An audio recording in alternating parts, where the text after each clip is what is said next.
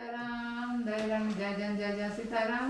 એ રામ રામ સીતારામ, જય શ્રી કૃષ્ણ અને હર હર મહાદેવ અને જય માતાજી અને જય વિજયાત ભગત. જય લીલબાઈમાં. જય લીલબાઈમાં. તો કેમ બધા દાયરો બધો મજામાં છે ને? હા, તો આજે આપણી પાસે એક ટોપિક એટલે એક ટ્રુ સ્ટોરી. આ પણ ટ્રુ સ્ટોરી લઈને આવ્યા. એટલે અમુક વખતે માણસો કેટલી મોટી ભૂલ કરી જાય અને કેટલોને નુકસાન ભોગવવું પડે એના વિશે આજ વાત કરવી મારે તમારે.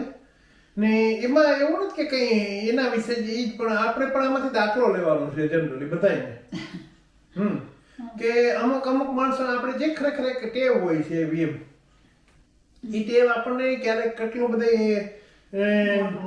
મોટું સ્વરૂપ ધારણ કરી લે અને એનું કેવું પરિણામ આવે તો એના વિશે આજ વાત કરવી. એટલે તમે છે ને છેલ્લે સુધી સાંભળજો, મજા આવશે. બરાબર. હા, તો થવા દો તો અમે અરે નમા કરવા વાળી તો હું બેઠી પછી એટલે સાંભળીએ. આ સ્ટોરી ચાલુ થઈ છે ઓસ્ટ્રેલિયા, અહીંથી દિલ્હીથી ઓસ્ટ્રેલિયા એક ફ્લાઇટ ગઈ હતી અને એ ફ્લાઇટ પાછી ઓસ્ટ્રેલિયાથી સિડનીથી રવાના થતી હતી અને ફ્લાઇટનું એર ઇન્ડિયાની ફ્લાઇટ પણ. એર ઇન્ડિયાનું તમને ખબર છે કે એર ઇન્ડિયાનું નામ બહુ સારું નથી. હવે તો ખબર નહીં, ટાટા લઈ લીધું છે એટલે હવે પાછું કદાચ હવે બધું પણ ટાઈમ લાગે ને થોડુંક એનો બધો આખું ફેરફાર કરતા બધું એમ મેનેજમેન્ટ ને આ તે. પણ વચ્ચે તો બહુ ખરાબ થઈ ગયું હતું નામ એમ અને માણસો તો પછી જતા જ નતા એમાં એમ. હા, તો આ એર ઇન્ડિયાની ફ્લાઇટ 1301 સિડની થી દિલ્હી આવવા માટે રવાના થતી હતી ત્યારની વાત છે. અને એની અંદર જે મેઇન કેપ્ટન પાયલોટ રોહિત બાસિન એ 57 વર્ષની એજ અને 57 વર્ષની 57 years old અને 35 વર્ષનો અનુભવ 35 years થી પ્લેન જ ચલાવતા હતા. હા, પોતે. અને પાછું પાછું ખૂબી ઈ છે કે એની વાઈફ પણ પાયલોટ ઘરમાં, એનો છોકરો પાયલોટ, રાઈટ, અને એની જે છોકરાની વાઈફ પણ પાયલોટ. બોલો, આટલા બધા પાયલોટ પાછા બધા એમ પ્લેન જ ચલાવતા હતા ટૂંકમાં બધા. બરાબર. તો એમાં થયું હું કે આ ભાઈ છે ને ત્યાંથી જનરલી છે ને એ લોકો પેલા કેપ્ટન આ બધા જે કેપ્ટન આખો સ્ટાફ જે હોય પ્લેનનો ક્રૂઝ કોણ કે ને ક્રૂ સ્ટાફ એમ, રાઈટ, ક્રૂ મેમ્બર્સ બધા છે ને પેલા સૌથી પેલા એને જવા દે, પેલા ચેકિંગ કરે. હા, એ પેલા જાય અને પછી એને ગોઠવાઈ જાય ને પછી આપણને બધાને અંદર જવા દે. બરાબર. એટલે આ ભાઈ ને બધા એની સાથે જે મેમ્બર હતા બધા અંદર વયા ગયા અને ગોઠવાઈ ગયા કોકપીટમાં ને સિનિયર પોતે હતા પાયલોટ એમ. તો ત્યારે છે ને બધા અને પ્લેન જેવું હજી ઉપડવાની તૈયારીમાં હતું એ પેલા એક મેસેજ આવે છે કેપ્ટન.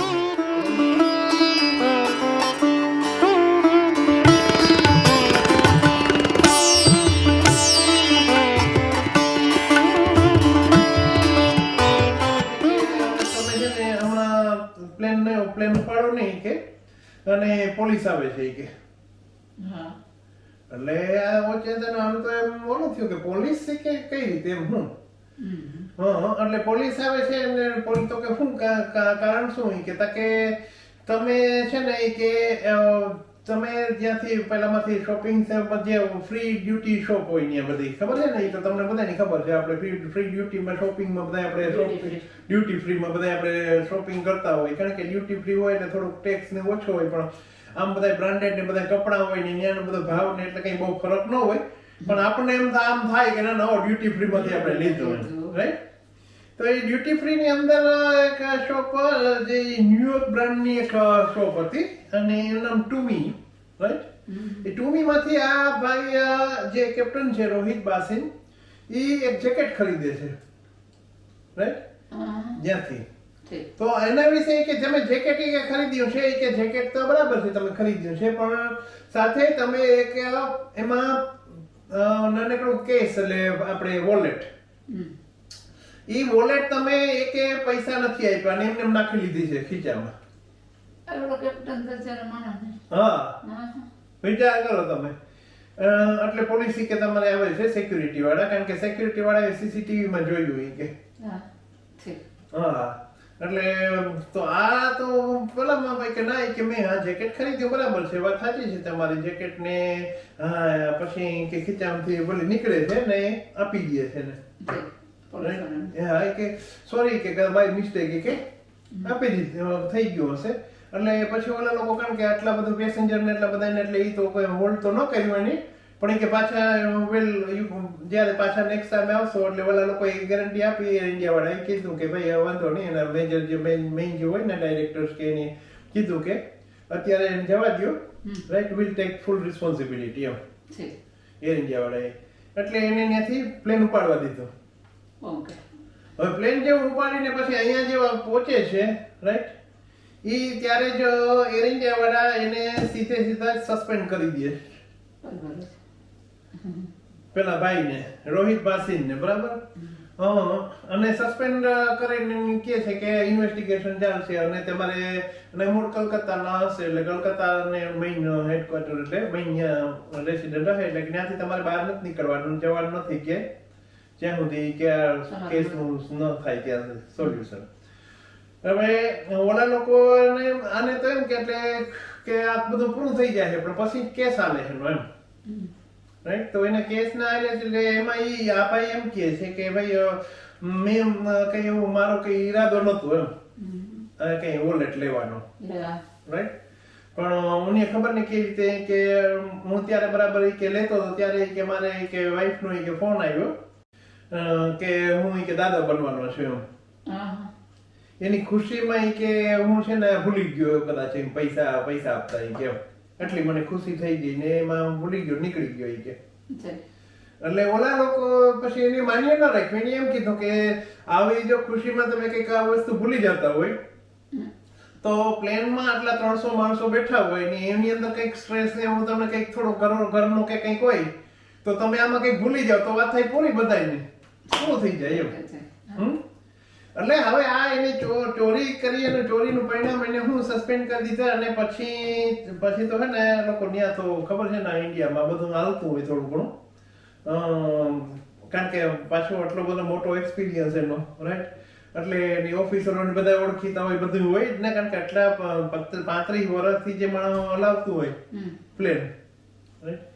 અને એટલે પછી એને સસ્પેન્ડ એટલે પછી લોકો લઈ લે છે પાછા એને લે છે ને ત્યારે રાજીનામું આપી દે છે, કારણ કે એને કીધું હે ડીલ હે કે રાજીનામું આપી દે એટલે ટૂંકમાં પૂરું થઈ જાય એમ ચેપ્ટર. સમજી ગયા?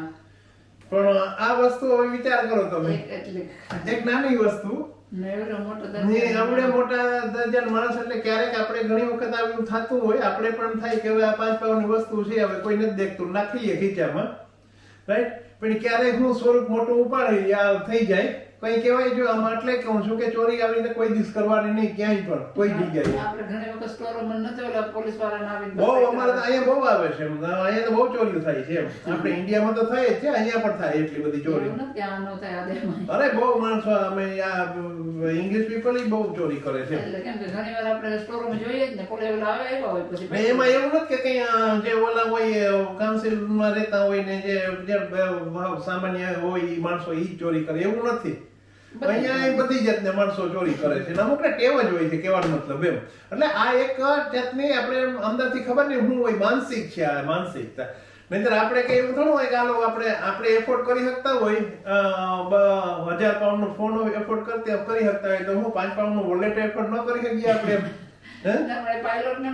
હા કે એની 150 પાઉન્ડ નું કે જેકેટ હતું તો એ જેકેટ લીધું હા એટલે આ પછી 30-40 પાઉન્ડ નો હે 50 પાઉન્ડ હે બોમ્બો એમ તો એ એફોર્ડ તો કરી શકતા હતા પણ નાખી લીધો ટૂંકમાં કે કોણ જોવાનું છે એમ.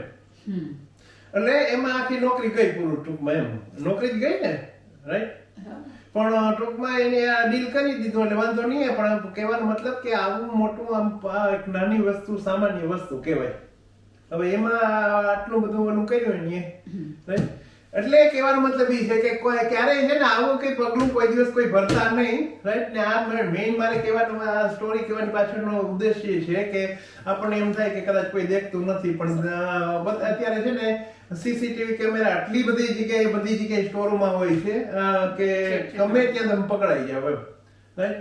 ઈ છે એરપોર્ટમાં ગમે ત્યાં, એટલે ક્યારેય આ કોઈ દી ભૂલ કરતા નહીં, રાઈટ? ભૂલે ચૂકે એમ. એટલે મેક શ્યોર રિયલી કે લ્યો તો એના પૈસા પે કરી દેજો, નહીં તો લેતા નહીં. બાકી આવું કંઈક ગમે ત્યારે આ તો થઈ શકે એવું થોડું છે કે આપણે આના ઉપરથી દાખલો આપણે પોતાનો લેવાનો છે ટૂંકમાં, બરાબર છે? તો એ માટે મેં કીધું આ નાનકડો બ્લોગ તમને આ વાત કરું તો એના ઉપરથી આપણને પણ ખબર પડે કે ના ના આ વસ્તુ કરાય નહીં ખરેખર, રાઈટ? કે આટલી મોટી એક વિચાર કરો તમે કે પાયલોટ દરજાનો માણસ ને એ પણ પાછો સિનિયર પાયલોટ, રાઈટ? એટલા વર્ષોથી અનુભવ બધું, ને એની આવી સામાન્ય ભૂલ, નાનકડી ભૂલ કરી તો એનું પરિણામ ભોગવવું પડ્યું. એવું છે ભલા માણસ તો હવે ને એવું કઈ કરતા નહીં, ને પાછા વળે નવા બ્લોગમાં કંઈક નવું લઈને પાછા વળે આવીશું. તો આવજો, બાય બાય, ને પાછા વળે નવા બ્લોગમાં મળીશું. તો આવજો, બાય.